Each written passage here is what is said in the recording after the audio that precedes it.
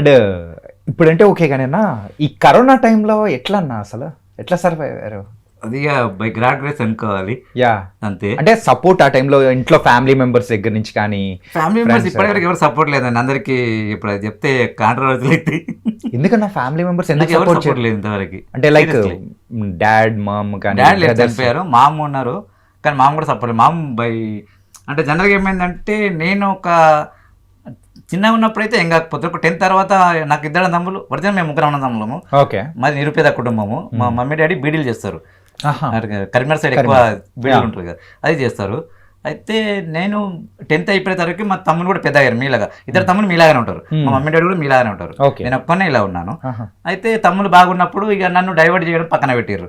ఎందుకంటే రేపు పొద్దున మాకు వాళ్ళకి ఏజ్ వచ్చినప్పుడు ఈ ఇద్దరు తమ్ముళ్ళు చూసుకుంటారు, నేను చూసుకోలేను కావచ్చు అని వాళ్ళ థింకింగ్లో వాళ్ళు నన్ను పక్కన పడేది స్టార్ట్ చేశారు.